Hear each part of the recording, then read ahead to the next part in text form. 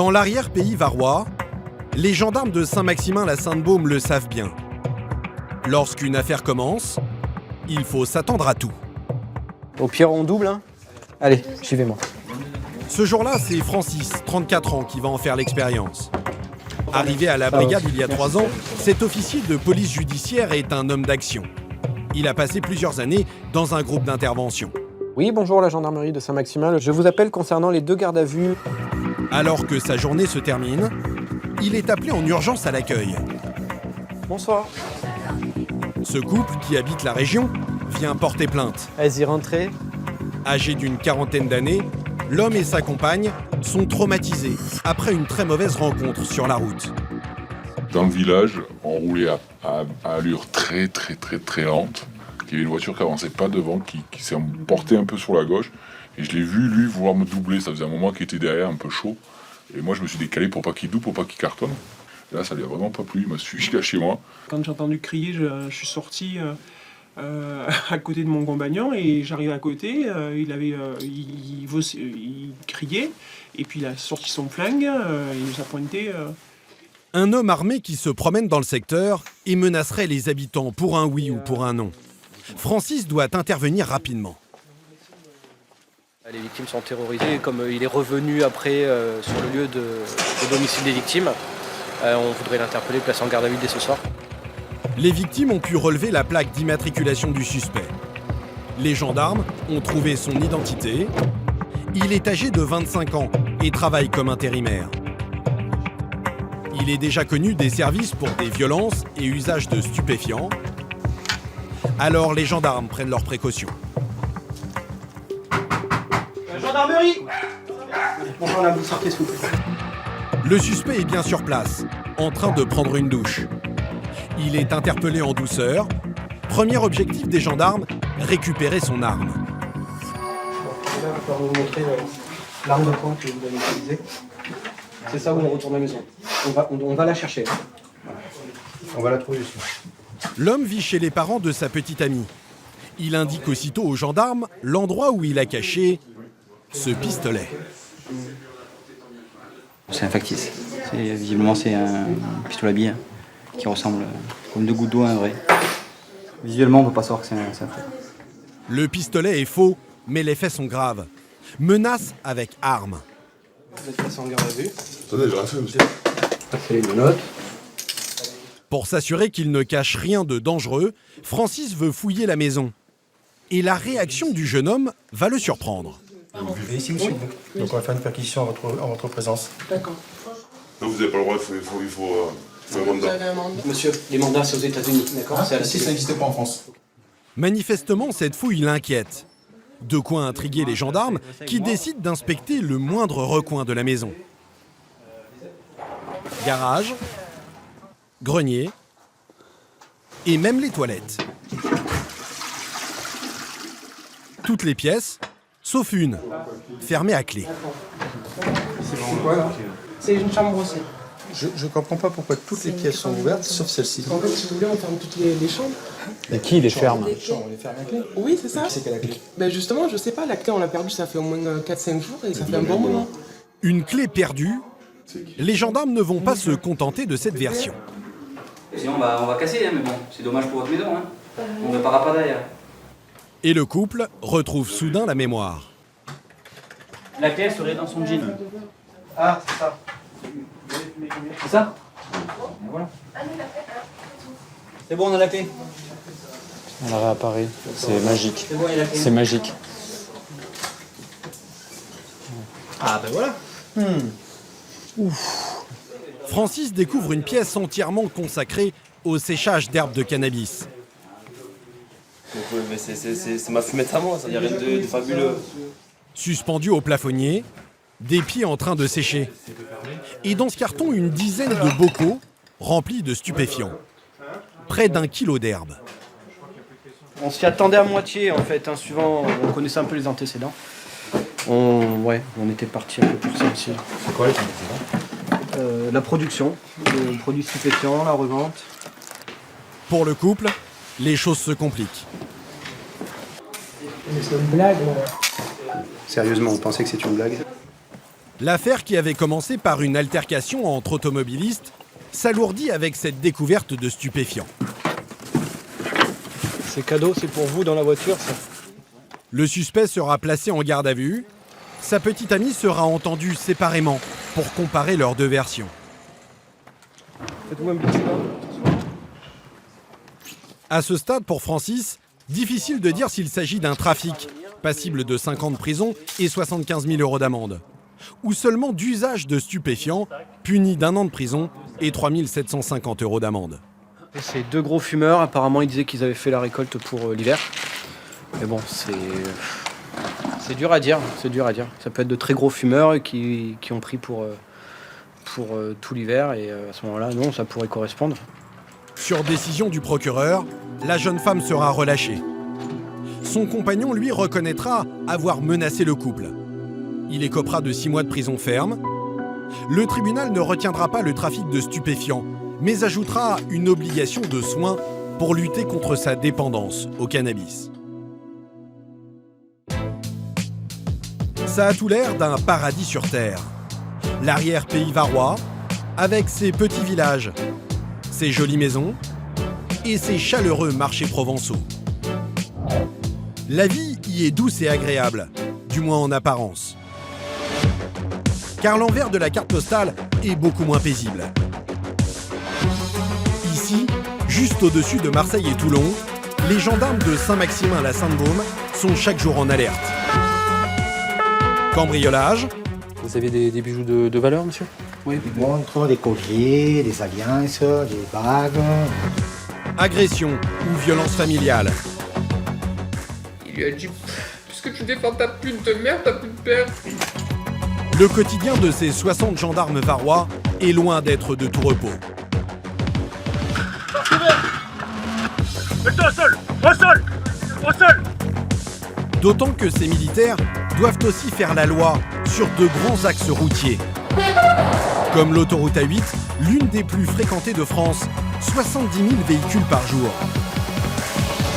Pour traquer les délinquants de la route, un peloton motorisé multiplie les patrouilles. Excès de vitesse, comportements inconscients et même des affaires de mœurs. Cette personne se masturbe ouvertement devant tout le monde. Pendant plusieurs semaines, nous avons suivi ces hommes et ces femmes de terrain. C'est quoi? Ils vont tous se faire enculer. Jérémy est officier de police judiciaire. Bonsoir, monsieur. Bonsoir, monsieur.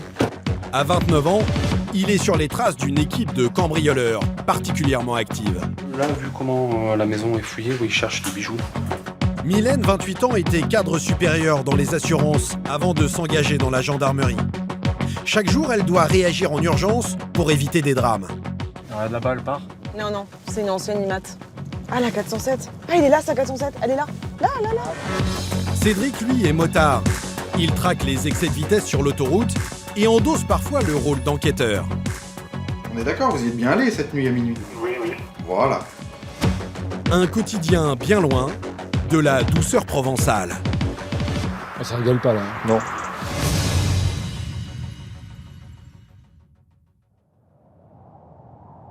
Le plus difficile pour les gendarmes d'une petite commune comme Saint-Maximin, c'est d'arriver à repérer les affaires urgentes, celles qu'il faut régler en priorité parce qu'elles peuvent dégénérer. Ce matin-là, c'est Mylène, 28 ans, qui est de permanence à l'accueil. Allô? Oui, ne quitte pas, je te passe le gradé de permanence. Mylène travaillait dans les assurances il y a encore 3 ans. Elle a décidé de changer de vie. Elle voulait servir et protéger la population. Bonjour madame. Et elle est servie. À peine la grille ouverte, un défilé incessant commence. Je vous laisse patienter, je m'occupe de vous dans 2 minutes. Hein. Des dizaines de petits et de très gros problèmes à gérer. Alors, dites-moi. J'ai retrouvé ma voiture abîmée. C'est quoi comme menace? Qu'il allait s'occuper de mon cas. Un instant. Hein. Gendarmerie de Saint-Maximin, bonjour.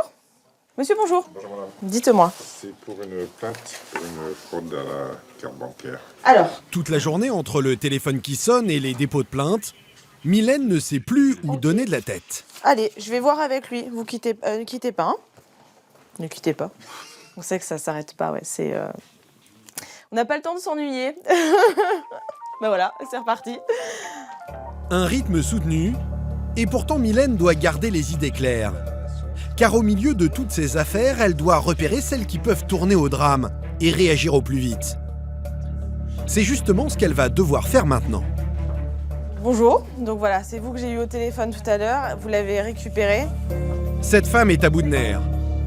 Elle vient porter plainte contre son ex-mari qui installe ses panneaux un peu partout dans la commune. Dessus, il inscrit dans le détail toutes les querelles du couple.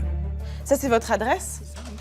Ah ouais, d'accord. Accusation mensongère, harcèlement, manipulation, privé de mon fils. Ah ouais, d'accord. Privé de mon fils, 6 mois, poussée, dépression, suicide.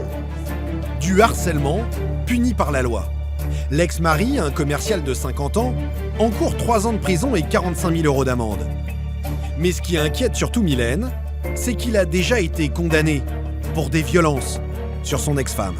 Il m'a dit de toute façon, je vais t'isoler, il me dit tu longeras les murs, les gens vont te fuir, tout ça va devenir infréquentable. C'est ce qu'il veut. L'ex-mari pourrait en venir aux mains. Dans ce genre de cas, les gendarmes doivent intervenir au plus vite. Bah là, au vu des accusations, quand même, c'est, je dirais plus que grave, parce que quand même, il y a son nom, son prénom, il y a son adresse, et tout ce qui met quand même accusation, harcèlement, manipulation, c'est... Avant que l'affaire ne dégénère, Mylène mobilise ses collègues pour tenter de retrouver cet homme. Du coup, il s'amuse à placarder tout ça. Voilà, la dame, elle dépose plainte contre lui. Comme elle l'a vu ce matin au centre de Saint-Maximin, il tournerait. L'ex-mari vit à l'autre bout de la France. Mais d'après son ex-femme, il rôderait actuellement dans les environs. Ses 2 collègues de Mylène, Jérémy et Jonathan, vont tenter de l'interpeller. Ils connaissent la marque de sa voiture et son immatriculation. Des fois que lui se cache et qu'il attende sa sortie ou quoi que ce soit, vu dans l'état dans lequel il a l'air d'être, vaut mieux aller faire un tour, je pense que c'est pas plus mal, ouais. Le problème, c'est que là, ça prend des proportions trop importantes. Là. Ouais, oui, il faut agir. Ah là, clairement, faut réagir. Jérémy ne croit pas si bien dire. À peine arrivé aux abords du domicile de la plaignante, ça doit être ça, le panneau, à mon avis. De nouveaux panneaux, installés le matin même. Les gendarmes vont en découvrir tous les 500 mètres. Étonnant. C'est vrai qu'il en a fait un paquet quand même. Allez, bah tiens. Allez hop, vamos. Le petit pousset, quoi.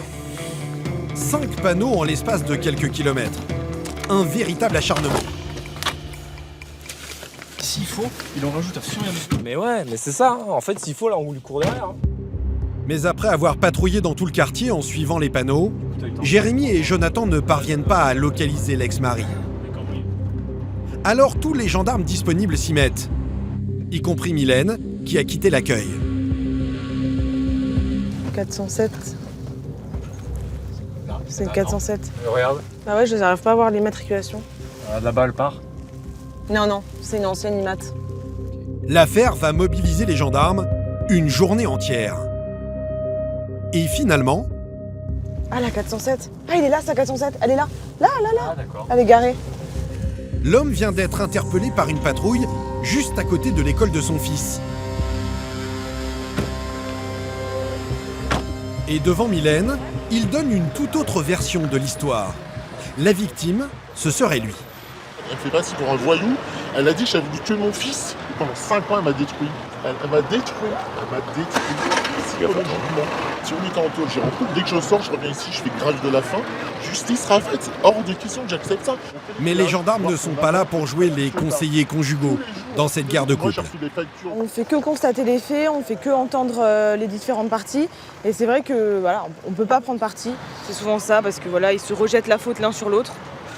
En attendant, une plainte a été déposée pour harcèlement et l'affaire va être traitée par cet officier de police judiciaire. Bonjour monsieur. Monsieur, s'il vous plaît. C'est vous qui avez mis les panneaux. Vous avez écouté pour ces raisons, donc pour le harcèlement et pour la diffamation envers votre époux, je vais vous passer en garde à vue. D'accord, c'est pas de diffamation. Non, peut-être, mais il faudra en répondre. Pour prouver le harcèlement, les gendarmes doivent démontrer que c'est bien lui qui dépose tous ces panneaux dans la région. Et ça ne va pas être très long. faire une perquisition dans votre automobile. Bon, je ne mets pas les menottes, monsieur, mais enfin, une convigne. Voilà. Tu peux m'ouvrir, s'il vous plaît? L'homme s'apprêtait manifestement à repartir en campagne contre sa femme. Le harcèlement est constitué, quoi, l'infraction est là, et qui plus est, les diffamations, vous avez bien vu là dans la perquisition, les panneaux, il en sème un petit peu partout, donc au-delà du fait qu'il veuille faire grève de la faim, ce qui n'est pas interdit, malheureusement, il est injurieux envers son ex-épouse, et puis il porte préjudice à cette femme. L'homme est placé en garde à vue. Un nouveau coup dur pour lui, d'autant qu'au même moment, dans cette voiture blanche, il aperçoit son fils et son ex-femme. Ils font aussitôt en larmes. De peur qu'il ne commette un acte désespéré, les gendarmes l'entourent discrètement, prêts à intervenir. Il est ensuite conduit à la gendarmerie et après son audition, il passera la nuit en cellule. La lumière. Un moyen pour les gendarmes de laisser retomber la pression et de l'obliger à mesurer la gravité de ses actes. C'est vraiment le strict minimum et il y en a plusieurs qui ressortent des cellules. Ça les a fait réfléchir. Sur décision du procureur, l'homme sera libéré le lendemain matin. Quelques jours plus tard, il déposera de nouveaux panneaux dans la ville. Le dossier est désormais entre les mains de la justice. Il y a un fléau que les gendarmes de Saint-Maximin ont beaucoup de mal à combattre et qui fait régulièrement la une de la presse locale, les cambriolages. Avec plus de 6500 plaintes par an, près de 20 par jour, le Var est l'un des départements les plus touchés du pays. Il faut dire que ces maisons isolées et ces petits villages huppés en font une cible idéale. Et depuis quelques semaines, une nouvelle équipe dévalise le secteur. Des cambriolages à répétition, quand les propriétaires sont au travail. C'est Jérémy, ce Marseillais de 29 ans, le plus jeune enquêteur de la brigade, qui est chargé de l'affaire. T'as vu là que t'as pas signature du tout? C'est une esquisse. D'accord.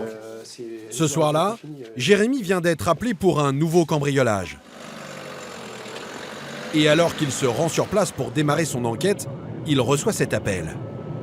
Alors attends, parce qu'on m'a déjà contacté en... C'est pas le même que le début de soirée? D'accord. Un second cambriolage, juste à côté du premier. Ah, c'est le voisin de celui c'est lequel je vais aller. Tu m'as dit le numéro? Ok. Bon, bah écoute, ouais, effectivement, ça colle tout à fait avec l'autre. On a certainement un voisin du cambriolage chez qui on devait aller, qui a été cambriolé aussi. Ils n'en ont pas fait 15, on en fait plusieurs. En espérant que ça s'arrête là, mais on verra. Je fais les photos, moi. Ça va. Voilà. Bonsoir. Bonsoir, monsieur. Dans la première maison, le propriétaire a découvert les dégâts en rentrant du travail. Ça serait passé cet après-midi, c'est ça? Moi, je suis revenu ici à 18h15. D'accord. J'ai juste refermé la porte. Les cambrioleurs sont entrés par cette chambre en forçant la baie vitrée. Mais ici, pas de traces visibles ni d'empreintes. Je te laisse regarder là, Julie. On va avec le monsieur, il va nous montrer la suite. Voilà, donc le premier truc que nous en arrivant, c'était ça. D'accord, à partir de là, l'autre côté, rien du tout. Il y avait un appel apparent, rien n'a été ouvert, voilà. Il n'y a rien de fouillé là-bas? Non, ça c'est sûr. Les malfaiteurs se sont concentrés sur les chambres et la salle de bain. C'est souvent là qu'ils trouvent ce qu'ils recherchent, des bijoux. Ici, ils ont volé une montre de plus de 3000 €. Là, vu comment la maison est fouillée, ils cherchent des bijoux. Ils s'emparent pas des objets multimédia, apparemment. Pourquoi les bijoux? Parce que c'est facile à revendre, ça coûte cher, donc les montres également. Donc. Des cambrioleurs qui frappent en quelques minutes. Difficile de les coincer en flagrant délit. Quand on a un secteur aussi large, on ne peut pas être de partout à la fois. On essaye de s'orienter dans des zones où on pense que ça peut être utile, mais bon, voilà, ça va tellement vite et puis ça semble tellement facile aussi, donc voilà. Et en une seule journée, ces délinquants peuvent empocher un joli magot. Bonsoir monsieur. Bonsoir monsieur. Quelques mètres plus loin, dans la deuxième maison cambriolée, Le bilan est beaucoup plus lourd. Vous avez des bijoux de valeur, monsieur? Oui. Des montres, des colliers, des alliances, des bagues, beaucoup d'oreilles, enfin voilà quoi. Donc que des bijoux, à première vue, hein, du moins. Que Et de l'argent. Et de l'argent. Il y avait de l'argent dans la penderie et apparemment il n'y est pas. Après on n'a pas touché dessous. Mais... Une grosse somme? Dans les 1000 euros quoi. D'accord. Pour ces retraités, ce sont les économies de plusieurs mois qui viennent de s'envoler et les souvenirs de toute une vie. On ressent une grosse angoisse. Une grosse angoisse. Savoir ce qui s'est passé, comment, est-ce qu'ils vont revenir, est-ce que, voilà, qu'est-ce qu'ils nous ont pris, parce qu'il y a beaucoup de biens qui... c'est pas tant la valeur, c'est la valeur sentimentale que représentait ce bien. Voilà pourquoi les gendarmes ont fait de ces cambriolages une priorité. Et il arrive parfois que ces malfaiteurs bien rodés commettent des erreurs. Bonsoir quand même, madame. Le lendemain, dans le même secteur, un nouveau cambriolage est signalé. Identique à ceux de la nuit, le 6e en 24 heures. Jérémy envoie des enquêteurs sur place. Et cette fois, ils auront plus de chance. Là, vous avez rien touché? Non, je n'ai pas touché ici. Dans cette maison, chaque meuble a été fouillé. Les cambrioleurs ont pris tout leur temps et ils ont emporté tous les bijoux de la famille. Mais cette fois, ils semblent avoir laissé des traces de leur passage. C'est vrai, je la prendrai. Hein. Laquelle tu vois là? C'est un petit doigt par contre. Non, mais dans le doute, vaut mieux prendre. Les auteurs, s'ils ne portent pas de gants, ça peut être le cas, laissent des traces avec leurs mains. On fait des recherches sur les matières qu'ils ont pu toucher, les boîtes à bijoux, etc., où ils ont forcément manipulé, pour voir si on trouve des empreintes digitales. Et même si les cambrioleurs portent des gants, ils peuvent laisser derrière eux de minuscules indices, un cheveu ou de la salive, qui contiennent leur empreinte génétique. Et sur des gants, on peut trouver aussi de l'ADN. Parce que bon, les gants, des fois, ils se baladent dans leur poche. Dans leur poche, ils mettent des fois leurs mains, etc. Donc on peut trouver de l'ADN même s'ils mettent des gants. Les gendarmes vont relever ici plusieurs empreintes digitales et des traces ADN. Un travail de fourmi qui finira peut-être par payer un jour.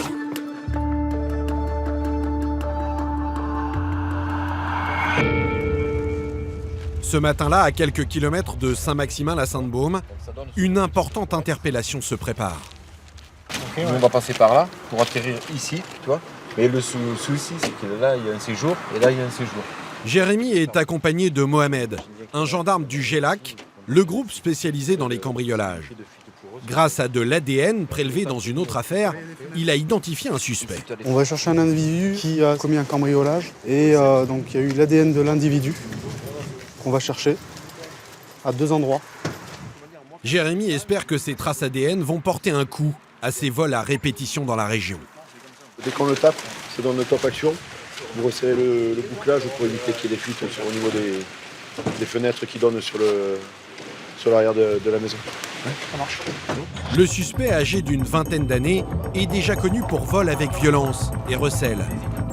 Voilà pourquoi les gendarmes de Saint-Maximin ont appelé en renfort cette unité, spécialisée dans les interpellations à risque. Jérémy se poste à l'arrière du bâtiment pour le cueillir en cas de fuite.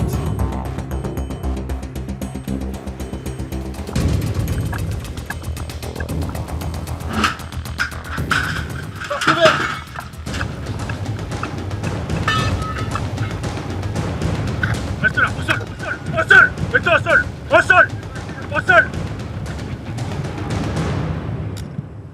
Ok, t'arrêtes d'interpeller. Une fois le suspect menotté, les enquêteurs fouillent la maison à la recherche de preuves, comme des objets volés lors du cambriolage. On va faire la perquisition. Seulement voilà, dans ce genre d'affaires, les suspects savent bien qu'il ne faut rien garder de compromettant chez eux.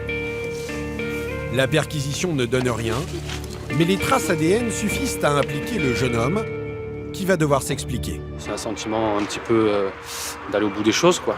Quand effectivement toute l'année on travaille sur les cambriolages et de pouvoir en résoudre, c'est plaisant, effectivement. Ces empreintes et ces traces ADN sont un atout essentiel pour les gendarmes. Dans les affaires de cambriolage, il est souvent difficile de trouver des preuves. En général, ce qu'ils volent, c'est des produits comme des bijoux, des objets multimédia qui sont revendus immédiatement derrière. Donc vous imaginez bien que c'est même pas la peine d'essayer de retrouver les objets, quoi. Au cours de sa garde à vue, le suspect reconnaîtra le recel d'objets volés, mais il niera avoir commis le moindre cambriolage. L'affaire n'a pas encore été jugée. L'enquête est toujours en cours pour tenter de retrouver un complice. À Saint-Maximin-la-Sainte-Baume, les gendarmes sont confrontés à une autre forme de criminalité et de délinquance qui cause régulièrement des drames. Le secteur est traversé par de grands axes routiers, comme l'autoroute A8, l'une des plus fréquentées de France, ou la fameuse Nationale 7, la route des vacances, sans compter les dizaines de départementales. Excès de vitesse, alcool au volant ou conduite dangereuse. Dans ce secteur, en 2015, la délinquance routière a fait 2 morts et 7 blessés graves. Au peloton motorisé de Saint-Maximin, 28 gendarmes luttent chaque jour contre cette délinquance routière. Parmi eux, Cédric, 38 ans. Après plusieurs années dans un groupe d'intervention, il a rejoint les 11 motards de l'unité il y a 3 ans. Ce jour-là, en pleine période de vacances et de fort trafic, il se prépare pour une grosse journée de contrôle.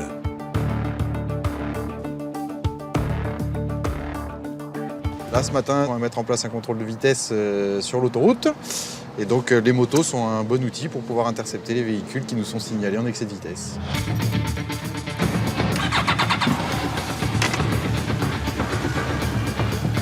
Ces motos peuvent atteindre 260 km/h. Et grâce à elles, lorsque le trafic est dense, Cédric peut se faufiler entre les voitures.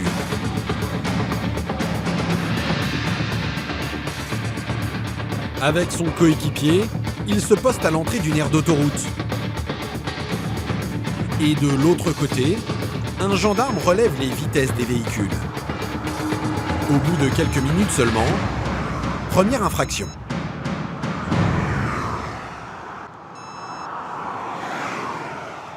157, 157, la Clio noire. Clio noire, écho. Sur ce tronçon, la vitesse est limitée à 130 km/h. Et vous allez le voir, cet excès de vitesse va coûter très cher à ce conducteur. À plus de 200 km/h, il ne faut à Cédric que quelques secondes pour le rattraper.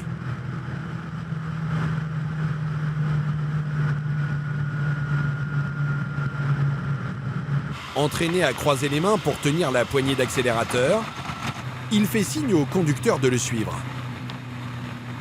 Il garde en permanence un œil sur lui, au cas où il tenterait de fuir, et l'escorte jusqu'à la brigade.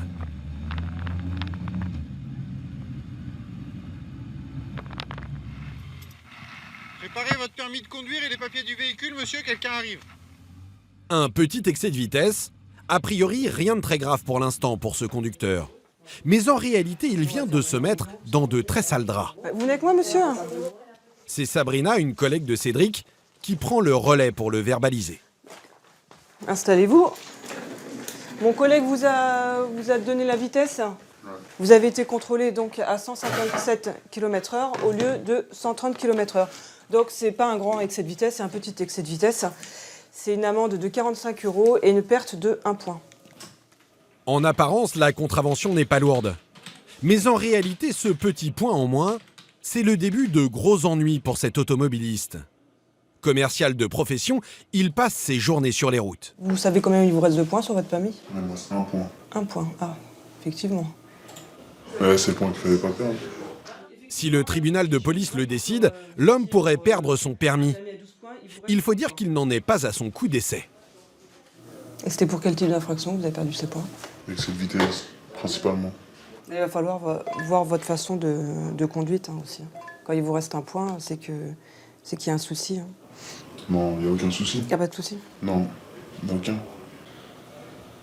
L'homme semble se moquer de la sanction. Pour l'instant, il peut repartir avec sa voiture. Mais les jours de son permis sont comptés. Écoutez, merci. Non, monsieur, au revoir. Bonne journée à vous. Au revoir. C'est qu'il y a un problème quelque part, comme je lui ai dit. Quand il reste 1 point, il a quand même 12 points. C'est pas un permis probatoire, il a 12 points. Donc il le sait, 1 point, il y a un problème quelque part. Et il n'a pas encore pris conscience. Ces comportements dangereux, les gendarmes du peloton les traquent au quotidien pour éviter les drames. Et ce jour-là, ils vont encore tomber sur des conducteurs très imprudents et même de véritables chauffards. Quelques heures plus tard, Cédric part en patrouille sur l'autoroute, sans sa moto cette fois, avec 3 de ses collègues. Et il tombe sur ce poids lourd, arrêté sur la bande d'arrêt d'urgence. Donc là, on va aller voir le camion, pourquoi il est arrêté. Et c'est un Danois.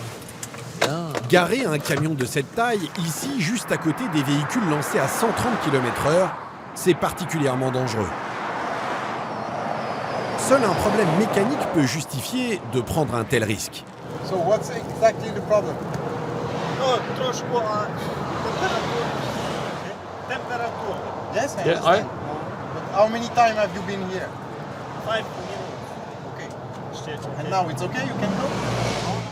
Le chauffeur affirme avoir une panne de radiateur. Mais Cédric et son collègue ont de sérieux doutes. Il nous dit qu'il est arrêté parce que son camion a surchauffé. Or, quand il met le contact, il n'y a aucun voyant et la température est à peine à la moitié. Donc là, je vérifie ses temps de conduite qu'il a eu précédemment pour vérifier qu'il n'est pas tout simplement en train de faire sa pause. Un chauffeur de poids lourd doit faire une pause toutes les 4h30, c'est la loi. S'il ne le fait pas, il risque une lourde amende, 135 €. Donc c'est ça, il a 4h21 de conduite. Donc il s'est dit, tiens, je vais faire ma pause. Il n'a pas de panne, non, il fait sa pause. Il fait sa pause tranquillement. Donc il va nous suivre et on va aller se mettre en sécurité pour faire le contrôle correctement. Le chauffeur n'a pas pris le temps de faire une pause. Et pour ne pas risquer d'être verbalisé, il s'est tout simplement arrêté au beau milieu de l'autoroute. D'ailleurs, son camion redémarre sans aucun problème. Il vient de manquer de se faire pousser par une Twingo. Ouais. Et là, tu vois, à l'allure où il roule, un autre camion, on voit pas sa vitesse, peut lui rentrer dedans. Quoi. Une fois le poids lourd stationné en toute sécurité sur une aire d'autoroute, les gendarmes verbalisent le conducteur. Mais pour cet arrêt injustifié sur une bande d'arrêt d'urgence, l'amende est beaucoup moins élevée que pour un dépassement de temps de conduite. C'est pas la même amende, 22 € pour un stationnement sur une bande d'arrêt d'urgence et après ça va jusqu'à 135 € pour les temps de conduite. Ah, il s'en tire très bien là, 22 €. Pour éviter une lourde amende, le chauffeur a pris le risque de causer un accident grave. Et ce jour-là, les gendarmes ne sont pas au bout de leur surprise. Ils vont croiser la route d'un conducteur qui va battre tous les records d'imprudence. Nous sommes sur la départementale 3, une jolie route de Provence où les automobilistes prennent souvent quelques libertés. Voilà pourquoi Sabrina et ses collègues la surveillent de près. C'est une grande ligne droite dont la vitesse est limitée à 90 km/h, grande circulation et très large. Les gens ont tendance à aller très vite. Posté au milieu de cette ligne droite, Cédric relève les excès de vitesse. 105 la petite là. Et un peu plus bas, Sabrina et ses collègues interpellent ces conducteurs un peu trop pressés. Bonjour, contrôle gendarmerie. Je vais vous demander de vous insérer dans la voie, s'il vous plaît. Ici, les vitesses constatées sont souvent bien supérieures aux 90 km/h autorisés. La Clio, combien? 145 km. 145, donc il y a une rétention aussi à faire. Je laisse ça, monsieur, c'est concernant votre rétention de permis de conduire. Pour tout excès de vitesse supérieur à 40 km/h, les gendarmes retiennent le permis des conducteurs pendant 3 jours, le temps que le tribunal décide de le suspendre ou même de l'annuler. Et ce jour-là, la conductrice de cette grosse cylindrée va battre tous les records. Elle vient d'être contrôlée à 151 km/h, un excès de vitesse rarement relevé sur une départementale. Je vais vous faire donc une rétention du permis de conduire, parce que vous ne pouvez plus conduire à partir de maintenant, d'accord. Ensuite, on attend le dépanneur, on rejoindra les bureaux, à l'autoroute, d'accord. Là, je vais vous entendre, vous allez m'expliquer pourquoi vous rouliez à une telle vitesse. Et je vous remettrai, donc il faudra verser une consignation de 750 €. Et je vous remettrai la convocation devant le tribunal de Draguignan. La conductrice d'origine monégasque ne semble pas réaliser la dangerosité de sa conduite. Ce qui la préoccupe surtout, c'est de savoir comment elle va pouvoir repartir. Ouais, c'est le véhicule reste ici, on rentre comment? Ah ben, c'est pour ça, c'est ce que je vous dis. Le véhicule, il vaut mieux appeler un dépanneur. Tout le monde va à la gendarmerie d'autoroute à Saint-Maximin, au moins vous ne serez pas isolés ici. Et au moins le véhicule sera en ville. Il n'y aura pas de risque il y aura pas de risque pour le véhicule. Et après là-bas, vous pouvez faire le nécessaire pour que quelqu'un vienne chercher la voiture, mais vous ne pouvez pas conduire. Voilà. J'appelle le dépanneur, par contre ça vaut frais. C'est vraiment des vitesses qu'on voit sur l'autoroute. Mais elle n'a pas l'air de se rendre compte en fait. Elle, tout ce qu'elle veut, c'est se reprendre la route. Donc, voilà. Cette fois, l'excès de vitesse est si important que la sanction peut même être encore plus lourde. Je vais prendre attache avec le parquet et ça se trouve, au vu de la vitesse, en fait, ils vont décider peut-être d'une saisie, du véhicule. Quoi. Donc, ça rigole pas là. Non. Le gendarme fait référence à cet article du Code pénal de 2004.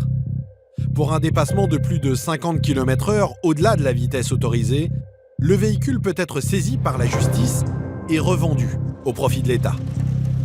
C'est au procureur d'en décider. En attendant, la grosse cylindrée est transportée à la gendarmerie. Et les explications de sa conductrice ne vont pas vraiment convaincre les gendarmes. Comment ça se fait que vous roulez à cette vitesse? C'était comme ça, j'étais fatiguée, j'ai dit ok, peut-être. D'accord.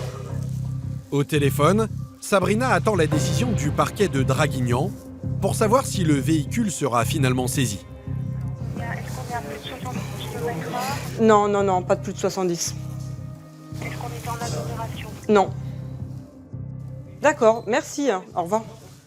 La voiture n'est pas saisie parce que le procureur de la République estime pour ce cas que c'était pas dangereux parce que c'était pas en agglomération, que l'excès de vitesse était supérieur à 50, mais ne dépassait pas non plus 60 km/h, ni 70 km/h. Un ami de la conductrice viendra finalement chercher le véhicule à la gendarmerie. Convoquée au tribunal quelques jours plus tard, elle écopera d'une interdiction de conduire sur le territoire français pendant 3 mois. Chaque année, le peloton motorisé de Saint-Maximin relève plus de 3500 infractions routières.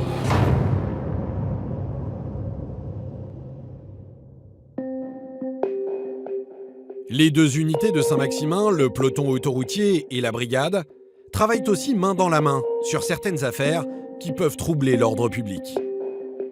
Et en ce moment, il y a un phénomène qui les préoccupe et qui se cache dans ces immenses étendues de forêt provençale.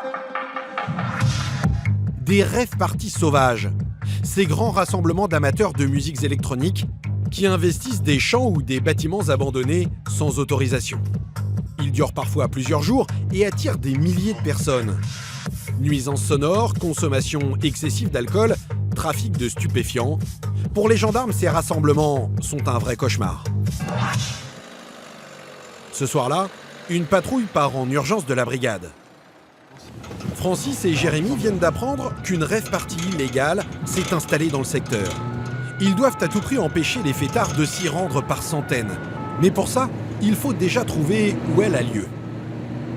Concrètement, c'est des personnes qui s'approprient un terrain sans consentement de la commune ou du propriétaire du terrain. Et donc, ils font leur fête et puis ça consomme tout type de drogue. C'est un peu le bordel là-bas, en fait, de manière générale. Des riverains excédés par le bruit ont indiqué une zone approximative. Mais les rave-parties sont souvent difficiles à localiser. Les fêtards se cachent dans des lieux isolés, alors pour les trouver, pas d'autre choix que de tendre l'oreille.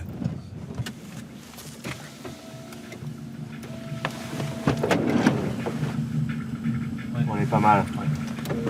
J'entends le tout de là. Manifestement, ils sont sur la bonne voie. Et 1 kilomètre plus loin, en pleine forêt, ils croisent ce scooter, sorti de nulle part. Bonsoir monsieur. Coupez le contact. Vous en revenez quoi? Il y a du monde ou quoi? Il y a des centaines de personnes. Centaines de personnes? Ouais. Ça marche, ok. Vous avez les papiers du scooter, s'il vous plaît? Le jeune homme n'a commis aucune infraction, il poursuit sa route. Mais les gendarmes, eux, commencent à s'inquiéter. Une centaine de fêtards seraient déjà sur place. S'ils sont trop nombreux, ils ne pourront plus rien faire. à 3 contre 100, hein, ça c'est sûr, hein. Ça c'est clair et net. Hein. Ça, on va bien voir, on y arrive là, hein. On va bien voir combien ils sont réellement, parce que bon, des fois les estimations de certains... Cette fois, l'estimation semble juste. À quelques mètres de la rave party, un groupe de fêtards vient à leur rencontre. Bonsoir messieurs. Quand est-ce que vous comptez arrêter le truc là? Alors demain, à la base c'était une soirée privée. Une soirée privée? Une soirée privée, ça c'est dans un endroit privé. Ouais, qui vous appartient. Et le problème c'est qu'on a pas mal d'appels pour le son déjà. D'accord? Vu qu'il y a un petit peu de vent, ça porte vachement sur les communes alentours. Donc essayez de baisser un tout petit peu déjà pour l'instant. Et puis après on verra comment ça se passe. Ça va. Ok? Ça va. Un simple avertissement. Ce soir, les gendarmes ne peuvent rien faire de plus. Ils ne s'approchent pas davantage. Francis pense à la sécurité de ses hommes. À 3, ça va être compliqué. Ouais. Puis j'ai un mauvais souvenir de la dernière fois où on n'était pas nombreux aussi. Donc... Oui. Hein? Et puis, qu'est-ce qui s'est passé? J'ai failli prendre une caillasse en pleine tête qui arrivait par derrière de n'importe qui était un peu trop éméché.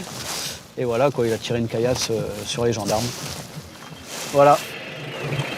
Ce soir, la fête continue. Mais les gendarmes ne vont pas en rester là. Francis prévient aussitôt ses collègues du peloton motorisé. Et dès le lendemain matin, sur un carrefour stratégique tout près de la rave party, Cédric et ses collègues contrôlent le moindre véhicule. Nicolas, le chef du peloton, dirige les opérations. Tenez, allez-y, s'il vous plaît. Les gendarmes tentent de repérer les conducteurs ivres ou ceux qui ont consommé des stupéfiants. Quand ça devient jaune, je le récupère. Et soudain, à une centaine de mètres du rond-point, les gendarmes repèrent cette voiture qui fait marche arrière. Ils soupçonnent le conducteur de vouloir échapper au contrôle.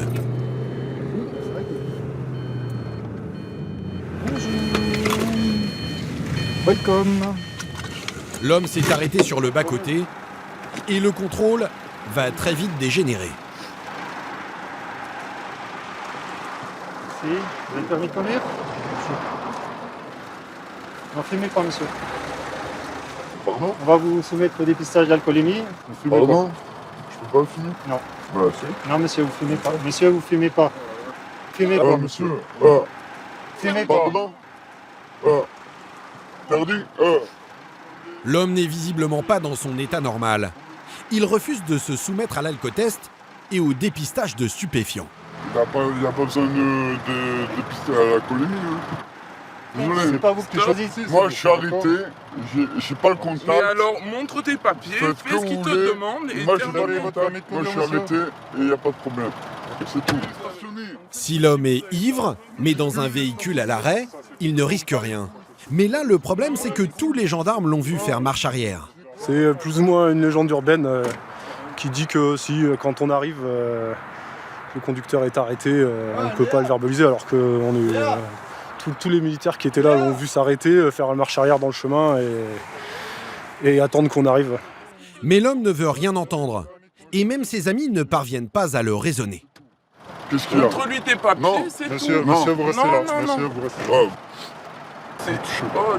Montre-leur tes papiers. Moi, terminé. les papiers. Arrête de faire Mais scandale. les papiers, les Restez là-bas. Vous touchez pas trop. Restez là-bas. Je demande désolé. Je m'en bats les couilles. T'es en train de te faire remarquer, j'ai envie de te mettre des tartes là. Essayez de raisonner parce que... Devant la République française, tu mets comme ça. Les gendarmes tentent de garder leur calme, bien décidés à le faire souffler dans l'alcotest. Non. Monsieur, Mais je me souviens pas. vous restez là. Écoutez. La situation dégénère. Nicolas appelle Cédric en renfort. Je suis garé, je suis stationné, il n'y a pas les clés sur le contact, ils vont tous se faire enculer. C'est quoi? Ils vont tous se faire enculer. Mais non, je suis pas soufflé. C'est l'insulte de trop. Les gendarmes décident de l'interpeller. Bien sûr que si, monsieur. Arrêtez. Venez avec nous, monsieur. Allez, mettez les mains dans le dos. Et ben voilà, t'auras tout gagné. Bah écoute, moi j'ai rien fait. Désolé. Vous le connaissez? Ouais. Il a refusé de se soumettre, donc on va l'amener avec nous dans nos locaux, soit pour le convaincre de se soumettre, soit pour faire une procédure de refus de se soumettre. Donc c'est un délit. En refusant de se soumettre au contrôle de stupéfiants et d'alcoolémie, le conducteur perd d'office 6 points sur son permis de conduire. Mais surtout, il risque 2 ans de prison et 4 500 € d'amende. Alors Cédric essaye de le ramener à la raison. Donc est-ce que vous êtes d'accord pour souffler dans l'éthylotest, là maintenant tout de suite? Bah, vous me dites oui, vous me dites non, point. Bah, nous on vous dit que vous conduisez, ça c'est votre parole, après on a la nôtre. Je vous tutoie pas moi monsieur, je vous connais pas. Décidément rien n'y fait, l'individu maintient sa version peu crédible. Il est placé en garde à vue, direction la gendarmerie. Allez-y. Une signature là. Allez, monsieur. Ça, ce sont vos droits. En fait, ça veut dire qu'on vous a dicté vos droits. Et même cette simple formalité, signer sa feuille de garde à vue, devient un casse-tête pour les gendarmes. Je n'étais pas en conduite. Oui, ça vous expliquerez demain. Vous expliquerez. Non, c'est ça, on verra demain pour l'histoire de votre conduite là. Oui, demain vous allez vous expliquer, il n'y a pas de souci, monsieur. Hein? Dans un champ. Non mais, attendez là, vous faites n'importe quoi là, monsieur. Tu peux me ressortir le document ou pas? Parce que là, il marque n'importe quoi, là, il signe pas. C'est pas grave, tu t'en fous. C'est lui qui a signé ça, c'est lui qui a signé ça, c'est son signez problème. ici, là. Vous, ça, c'est pas la peine. Bon, d'accord. Allez. L'homme refuse de signer et les gendarmes comprennent qu'ils ne pourront rien en tirer dans cet état. Allez, dormez bien. Mais après quelques heures de repos en cellule, il reviendra peut-être à la raison. Qu'on l'a tous clairement vu arriver, se stationner, faire sa marche arrière et rester posé là. Mais voilà. Comme je lui ai dit, c'est un mensonge d'un enfant de 4 ans qui vient de dessiner sur le mur et qui jette le stylo en disant « c'est pas moi ». Demain matin, il sera doux comme un agneau, il nous dira « oui, j'ai bien conduit, oui, j'ai bu ci, oui, j'ai fumé ça ». Comme la plupart du temps.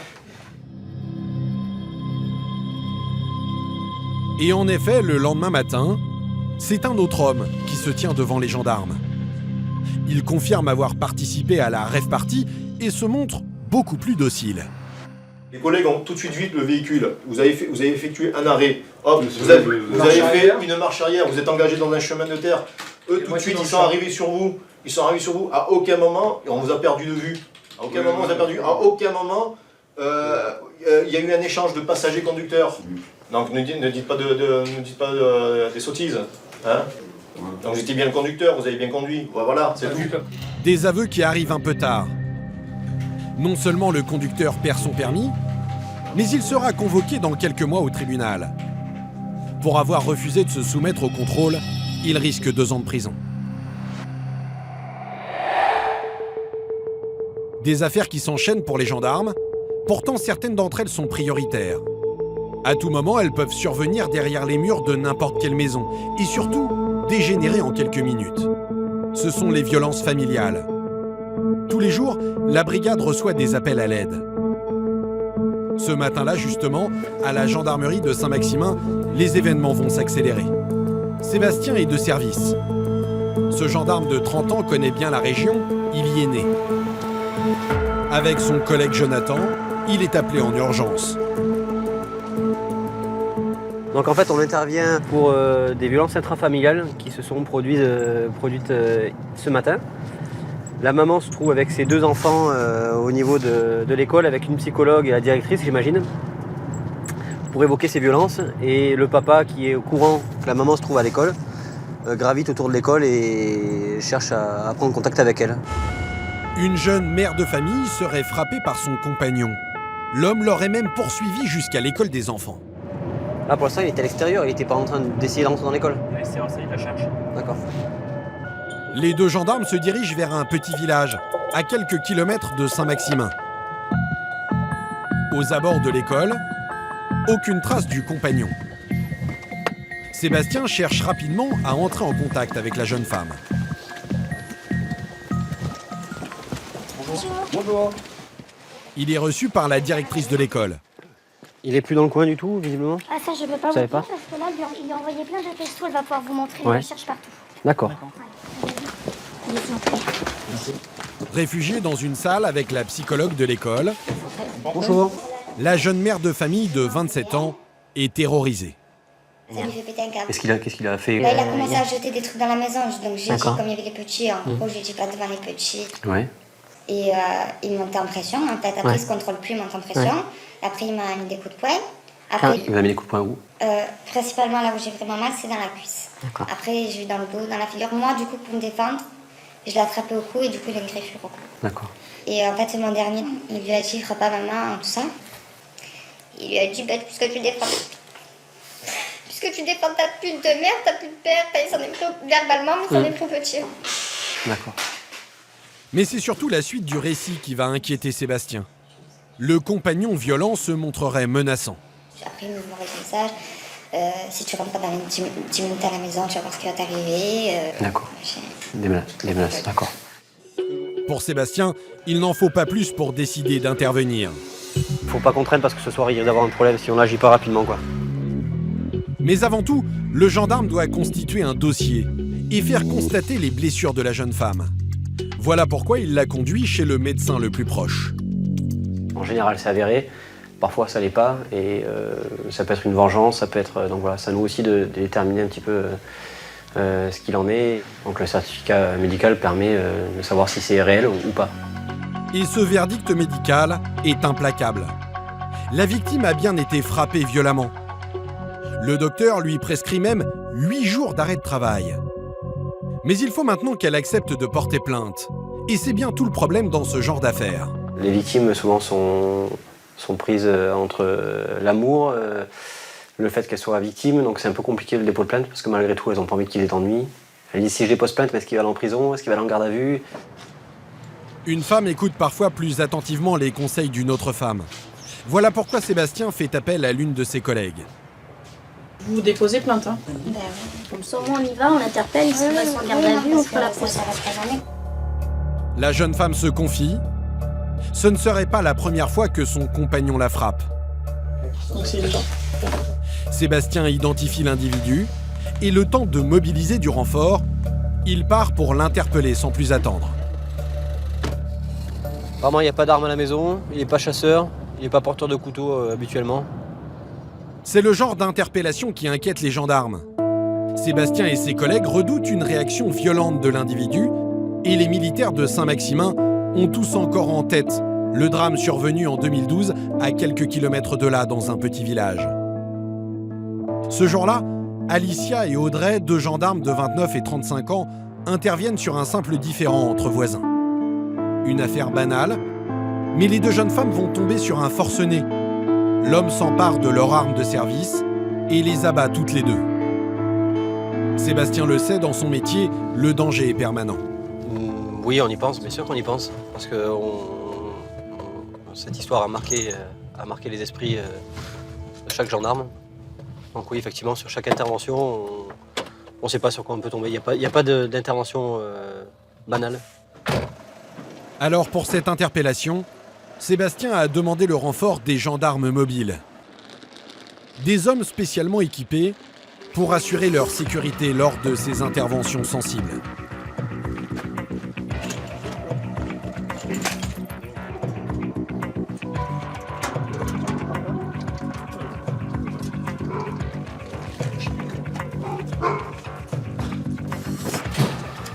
C'est la gendarmerie.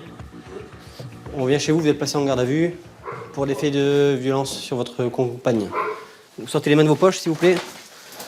Cette arrivée en force des gendarmes fait son effet.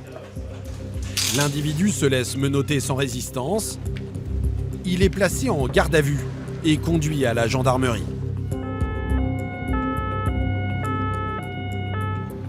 Lors de son audition, avec beaucoup d'aplomb, il va donner sa vision de l'affaire. Elle était défigurée ou pas? Vous l'avez vu, elle était défigurée. Ah bah ça veut rien dire défiguré ou pas. Rien du tout. Rien. Ça déconne. Vous savez ce que vous avez fait, vous? Arrêtez, bien sûr, c'est ce que j'ai fait. Voilà. Je suis pas venu chialer comme une pute, moi, gendarme. Ça vaut pas le détour, tout ça. Bah, je sais pas, c'est vous qui le dites, ça vaut pas le détour. Même moi, je vous le dis. Je le cache pas, j'ai mis une couille, alors. Mais j'ai mis une couille pas pour la déposer. Après, si vous souhaitez déposer plainte, vous pourrez le faire le temps de votre audition, mais pour l'instant, c'est vous qui êtes mis en cause dans cette affaire. L'homme banalise la violence et provoque le gendarme. Mais Sébastien garde son calme. Sur décision du procureur, l'individu sera relâché à l'issue de sa garde à vue, mais placé sous contrôle judiciaire, avec interdiction d'entrer en contact avec sa compagne jusqu'à son procès. Il encourt 3 ans de prison et 45 000 € d'amende. Des violences conjugales que les gendarmes prennent toujours très au sérieux.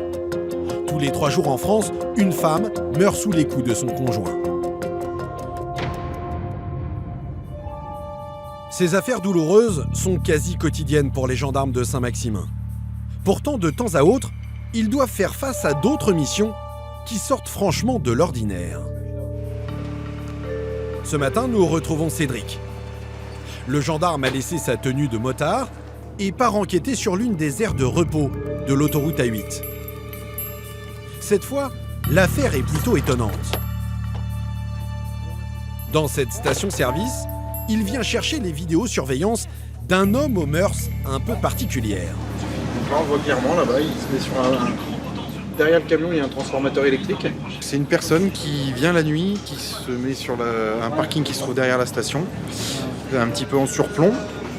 Et cette personne se masturbe ouvertement devant tout le monde. L'homme est un coutumier du fait. Cette nuit, il est revenu pour la 10e fois en un mois. Il y a quelques jours, Cédric l'a même manqué de peu. Une nuit, on a été appelé et quand on est arrivé, bien évidemment, il est parti, il est monté au volant de sa voiture, on a pu relever l'immatriculation, donc on a identifié le véhicule et grâce aux photos de vidéosurveillance qu'on avait ici, on a pu l'identifier formellement. L'individu habite la région et achète régulièrement des cigarettes à la station-service. Cédric a maintenant une photo de lui. Un jeune homme de 20 ans, sans emploi, et qui a trouvé le moyen de venir jusqu'ici, sans même emprunter l'autoroute. Il arrive par la petite route qui se trouve là-haut, il se gare sur le petit parking des employés, ensuite il descend là par les escaliers, il se met sur le transformateur là derrière, et puis voilà. Même si cette fois il n'y a pas mort d'homme, Cédric prend l'affaire très au sérieux. Cette station-service, située sur la route des vacances, est souvent fréquentée par des familles. Certes, ça peut prêter à sourire, mais c'est pas logique de faire ça quand même. On sait jamais qui peut passer, quoi. Ça peut choquer, on dit toujours les plus jeunes, mais même des adultes. Un comportement choquant et illégal. L'exhibition sexuelle est passible d'1 an de prison et 15 000 € d'amende. Après avoir relevé l'immatriculation de sa voiture, Cédric a trouvé l'adresse de l'individu. Les gendarmes se rendent dans une petite commune, tout près de l'autoroute. Mais une fois arrivé à son domicile, personne. Cédric dépose dans sa boîte aux lettres une convocation à la gendarmerie. C'est la procédure dans ce genre d'affaires où il n'y a pas de caractère d'urgence. Vous croyez qu'il va venir ? Oui, il n'y a pas de raison. Je pense que c'est le domicile de ses parents et que du coup, c'est les parents qui vont trouver le document et qui vont lui dire qu'est-ce que c'est ça, pourquoi les gendarmes ils veulent te voir. J'imagine ce genre de choses. Donc je pense que oui, il va nous téléphoner dans la soirée ou demain pour prendre un rendez-vous. Mais Cédric n'aura pas besoin d'attendre aussi longtemps. L'homme vient d'appeler à la gendarmerie et il a laissé son numéro. Pour le faire venir, l'enquêteur va lui laisser entendre qu'il sait tout de ces petites escapades nocturnes. Je vous appelle concernant vos passages aux alentours de minuit, 1h du matin, lorsque vous allez sur l'aire d'autoroute à Cambarette. Oui. Voilà, vous vous garez sur le parking employé qui se trouve au-dessus de la station. Oui. Voilà, et ensuite vous descendez au-dessus des camions, sur le toit du transformateur. Non. Si, nous vous avons en vidéo, monsieur. Par contre, j'y vais pour acheter des cigarettes. D'accord. Le jeune homme tente d'abord de résister, mais pas pour longtemps. Vous y êtes encore allé cette nuit, aux alentours de minuit ? Hier soir ? D'accord. Oui ou non ? On est d'accord, vous y êtes bien allé cette nuit à minuit ? Oui. Voilà. Donc je vous montrerai tout ça. Et il faudra que vous vous expliquiez sur tout ça. Voilà, monsieur. Au revoir. Au revoir. Le jeune homme promet de se présenter à la gendarmerie quelques jours plus tard. Et il va donner une explication étonnante à son comportement.